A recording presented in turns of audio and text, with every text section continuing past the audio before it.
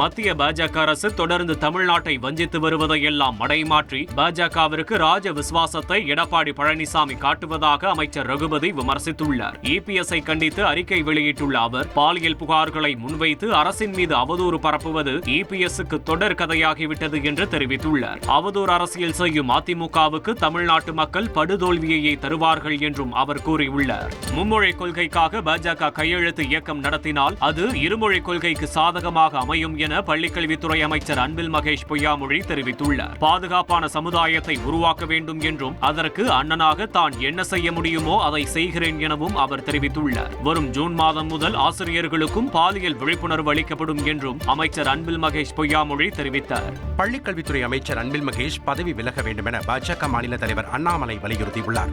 புதுக்கோட்டை மாவட்ட அரசு பள்ளியில் மாணவிகள் 7 பேருக்கு பாலியல் தொல்லை அளித்த பள்ளி உதவி தலைமை ஆசிரியர் கைது செய்யப்பட்டிருப்பதாகவும், தமிழகத்தின் ஒவ்வொரு மாவட்டங்களிலும் தொடர்ந்து பள்ளி மாணவிகள் பாலியல் தொல்லைக்கு உள்ளாக்கப்பட்டு வருவதாகவும் அண்ணாமலை தெரிவித்துள்ளார். குழந்தைகள் பாதுகாப்புக்கான தேசிய அவசர உதவி எண் 1098க்கு அழைத்தால் மட்டுமே தற்போது நடவடிக்கை எடுக்கப்பட்டிருப்பதாகவும் குறிப்பிட்டுள்ளார்.